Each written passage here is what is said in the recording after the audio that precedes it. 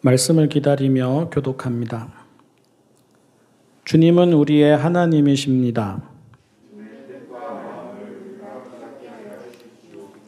오늘 하나님께서 우리에게 주시는 말씀은 마태복음 25장 1절에서 13절까지의 말씀입니다.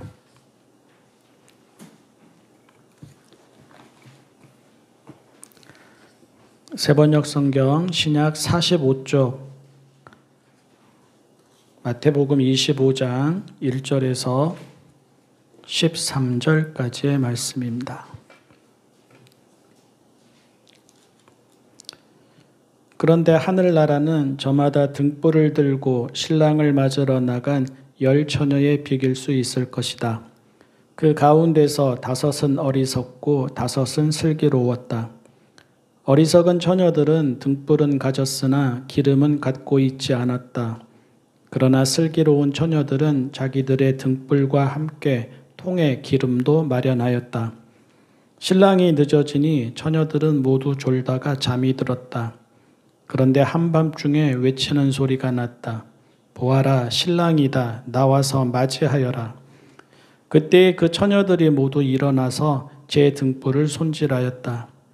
미련한 처녀들이 슬기로운 처녀들에게 말하기를 우리 등불이 꺼져가니 너희의 기름을 좀 나누어 다오 하였다. 그러나 슬기로운 처녀들이 대답을 하였다. 그렇게 하면 우리에게나 너희에게나 다 모자랄 터이니 안 된다. 차라리 기름 장수들에게 가서 사서 써라. 미련한 처녀들이 기름을 사러 간 사이에 신랑이 왔다. 준비하고 있던 처녀들은 신랑과 함께 혼인잔치에 들어가고 문은 닫혔다. 그 뒤에 나머지 처녀들이 와서 주님, 주님, 문을 열어주십시오 하고 애원하였다. 그러나 신랑이 대답하기를 내가 진정으로 너희에게 말한다. 나는 너희를 알지 못한다 하였다. 그러므로 깨어 있어라. 너희는 그 날과 그 시각을 알지 못하기 때문이다. 아멘. 이스라엘의 결혼 풍습부터 알아야 하는데요. 결혼하기 전에 먼저 정혼을 했습니다. 그러면 당장 같이 살지는 않아도 법적인 효력은 결혼과 동일했습니다. 그 다음 신랑이 신부와 함께 살게 될 집을 마련했습니다. 그러고 나서 신부를 데리러 가는데 신부의 집에 도착하면 그때부터 혼인잔치가 시작되었습니다. 그런데 잔치 시간은 정해져 있지 않았습니다. 언제 도착할지는 모르고, 그러니까 몇 시 몇 분 이런 건 모르고 언제라도 도착하면 그때부터 잔치가 시작되었습니다. 이렇게 시간을 정해놓지 않은 것도 그 동네의 풍습이었습니다. 신랑의 행렬은 신부 집으로 가는 길에 사람들에게 축복을 받았습니다. 어느 나라, 어느 문화에서나 결혼은 인생의 새 출발이지 않습니까? 가족이나 친지만이 아니라 모르는 사람들도 복을 빌어줍니다. 이스라엘도 그러해서 신랑이 신부의 집에 이르기까지 만나는 사람마다 축복했고, 그러다 보니 신랑이 신부의 집으로 가는 길은 최단 거리가 아니라 거칠 수 있는 곳은 다 거쳐서 가는 최장거리가 되기 마련이었습니다. 한 사람에게라도 더 축복을 받고 싶은 마음에 곳곳을 거쳐서 가곤 했고, 당연히 신부의 집에 도착하는 시간도 예상보다 늦어지기 일쑤였습니다. 10처녀는 신부의 들러리들이었습니다. 저녁 때쯤 신부의 집 밖이나 마을 어귀까지 나아가 신랑의 행렬을 기다리다가 그 일행이 도착하면 맞이하여서 신부의 집으로 안내를 했습니다. 혼인잔치가 저녁이 되어야 시작되니 등불을 준비하는 것은 기본이었습니다. 등불은 등잔 모양이 아니라 횃불 모양에 가까웠습니다. 보통 그렇게 불을 켜놓게 되면 2시간 정도 불을 밝힐 수 있었습니다. 이러한 풍습은 모르는 사람이 없는 상식과도 같았습니다. 혼인잔치가 저녁에 열린다는 것도, 신랑이 오는 시간이 늦어지곤 한다는 것도, 그렇다고 신랑이 오지 않거나 결혼식이 취소되는 경우는 없다는 것도, 늦더라도 신랑이 오면 그때서야 잔치가 시작된다는 것도, 신부의 들러리들이 하는 일이 등불을 밝혀서 신랑을 맞이하는 일이라는 것도 그 동네에서는 누구나 다 아는, 모르는 사람이 없는 풍습이었습니다. 신부의 들러리들은 마음도 준비도 여유가 있어야 했습니다. 본문에서처럼 신랑이 좀처럼 오지 않아서 모두가 졸다가 잠이 들 수는 있었습니다. 충분히 있을 수 있는 일이었습니다. 하지만 오지 않는 경우는 없으니까 신랑을 맞이해서 신부의 집까지 가는 길에 행여 등불이 꺼지는 일이 없도록 기름은 넉넉하게 준비해 두어야 했습니다. 이 일이 혼인잔치의 시작을 알리는 일이나 다름없는 일인 만큼 가볍게 여겨서도 안 되고 부족함이 있어서도 안 되었습니다. 어려운 일은 아니었습니다. 새로운 일도 아니었고요. 무리한 일도 아니었습니다. 예상하지 못할 일도 아니었습니다. 알던 대로 할 일을 하되 세심하고 신중하게 하면 될 일이었습니다. 익숙한 일이니 사부작 하되 늘 봐왔으니까 챙길 것만 꼼꼼히 챙겨두면 될 일이었습니다. 무슨 큰 일을 하라는 것이 아니지 않습니까? 혼인잔치에 모자람이 없이 넉넉하도록 음식을 준비하고 포도주를 준비하라는 것이 아니지 않습니까? 신랑의 집으로 가서 신랑과 동행하며 오라는 것도 아니지 않습니까? 모든 것을 잘 조율해서 매끄럽게 진행되도록 하라는 것도 아니지 않습니까? 평소와는 다르게 부담이 되거나 심각하거나 힘이 드는 일을 하라는 것도 아니지 않습니까? 기본에 충실하라는 것이었습니다. 주어진 일과 역할에 성실하라는 것이었습니다. 이왕 하는 일, 가볍게 여기지도 하찮게 여기지도 안일하게 여기지도 방심하지도 적당히 하지도 말고 제대로 꼼꼼히 정성껏 하라는 것이었습니다.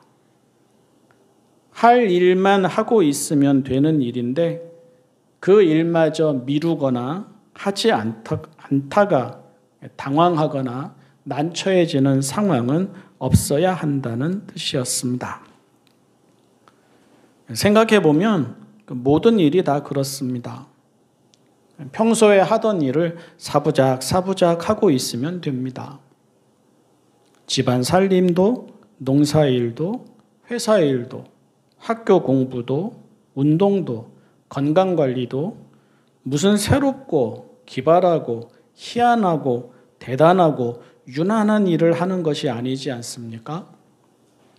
또 어느 날 갑자기 몰아치듯이 하거나 밥도 못 먹고 잠도 못 자면서 하면 할 수 있는 일이 아니지 않습니까?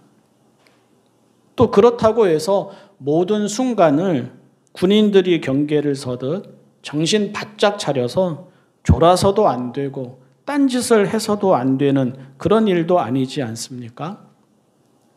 축구선수가 경기를 하듯 공에서 눈을 떼서도 안 되고 상대편 선수를 놓쳐서도 안 되고 우리 편 선수를 놓쳐서도 안 되는 일도 아니지 않습니까? 잠시라도 한눈 팔면 큰일 날까? 스트레스에 시달리고 긴장에 시달리면서 하는 일도 아니지 않습니까? 다들 졸다가 잠이 들었다고 하였습니다. 그런데 그것 가지고는 아무도 뭐라고 하지 않았습니다. 긴 인생을 살다가 보면 이럴 수도 있고 저럴 수도 있습니다.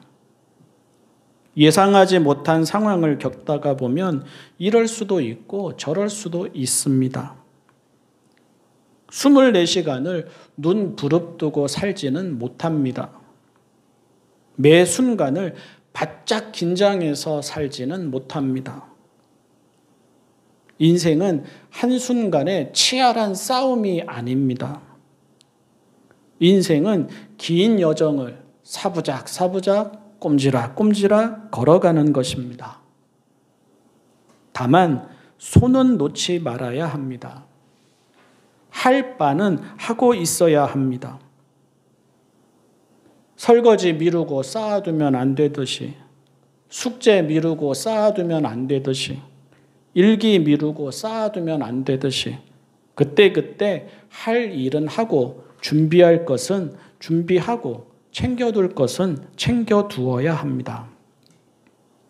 비유하자면 거창하게 인생 전체를 회고하는 자서전을 쓰듯 하는 것이 아닙니다. 날마다 있었던 일을 짧게라도 돌아보는 일기를 쓰거나 메모를 하듯 하는 것입니다. 잔칫집 설거지를 하듯 하루 종일 주방에서 일을 해야 하는 것이 아닙니다. 한 끼 식사 후에 설거지를 하는 것과 비슷합니다. 높은 산을 오르듯 헉헉거려야 하는 것이 아닙니다. 야트막한 동네 뒷산을 뒷짐지고 사부작 오르는 것과 비슷합니다. 엄청나게 중요한 일이어서 부담 100배인 일을 하는 것이 아닙니다. 소소하고 단순한 일이지만 손을 놓지만 않으면 되는 일과 같습니다. 어제 하던 일을 오늘도 이어서 하고 오늘 하던 일을 내일도 이어서 하되 준비할 것은 준비하고 정리할 것은 정리하고 마무리할 것은 마무리하면서 그렇게 하면 됩니다. 그러다 보면 생각보다 좀 일러도 큰 무리 없이 할 수 있게 되고 생각보다 좀 더뎌도 큰 무리 없이 할 수 있게 됩니다. 중요한 것은 신앙생활도 그렇다는 것입니다. 하나님께 나아가는 삶도 다를 것 없다는 것입니다.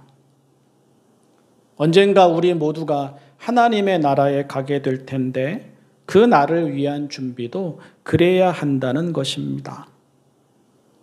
로또와 같은 방식이 아니라는 것입니다. 돼지 저금통에 동전을 한 입 두 입 넣는 것과 같은 방식이라는 것입니다. 신앙인이니까 기도하다가 하나님 앞에 서게 되지 않겠습니까? 그런데 그 기도가 금식 기도나 철야 기도나 작정 기도 같은 것이 아닙니다.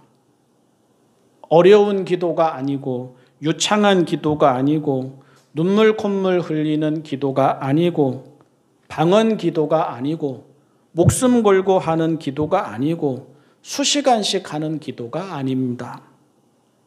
사부작 하는 기도입니다.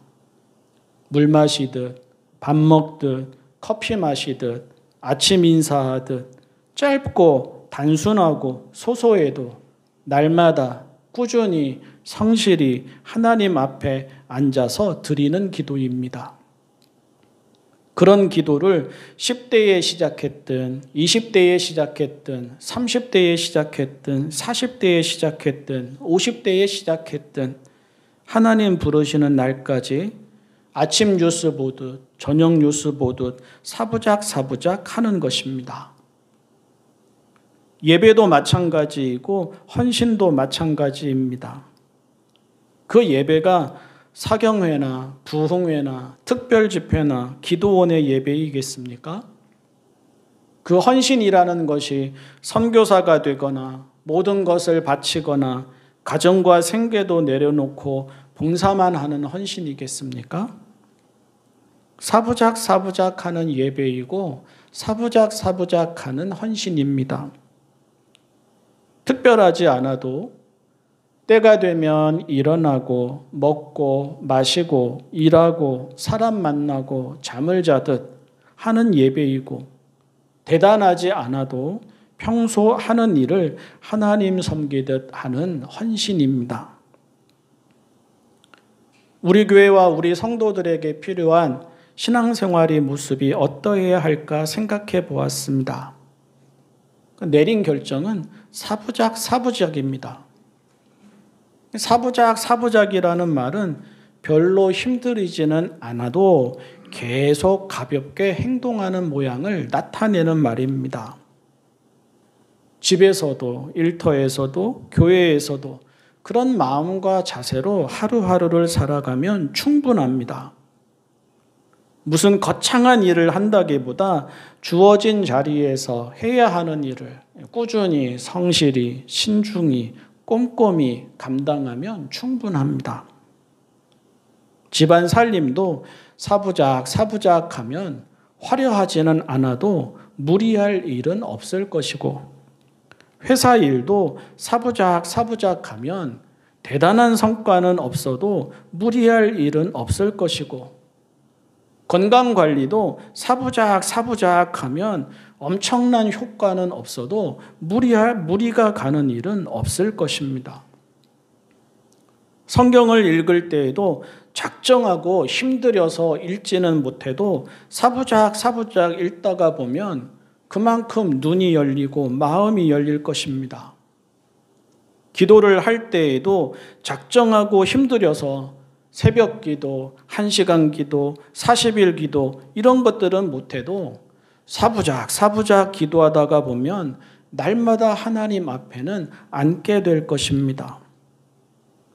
교회도 작정하고 힘들여서 일주일에 2번, 일주일에 3번 이렇게 오지는 않아도 사부작 오다 보면 주일은 주일이 되고 성소는 성소가 되고 교회는 그리스도의 몸이 될 것입니다. 봉사도 그렇고 교제도 그렇습니다. 봉사도 크고 거창하고 대단하고 유난한 것이 아니라 사부작 하다 보면 그 손길이 닿는 곳마다 열매가 보일 것이고, 교제도 이렇게 파티니 뭐니 요란하게 할 것이 아니라 사부작 하다가 보면 서로 더 많이 친밀해지면서 관계가 깊어질 것입니다. 사랑하는 성도 여러분, 지혜가 다른 것이 아닙니다. 깨어있는 삶이 다른 것이 아닙니다. 하나님이 우리에게 무슨 대단한 노력과 열심을 요구하시는 것이 아닙니다. 할 바를 하되 세심히, 신중히, 꼼꼼히, 성실히, 정성껏 하면서 하루하루를 살아가라는 것입니다.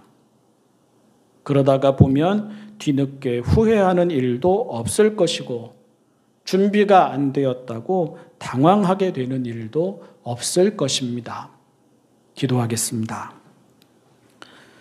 사랑의 하나님 아버지, 하나님을 믿고 따르는 삶이 무리한 일도 거창한 일도 새로운 일도 아님을 깨닫게 하여 주십시오.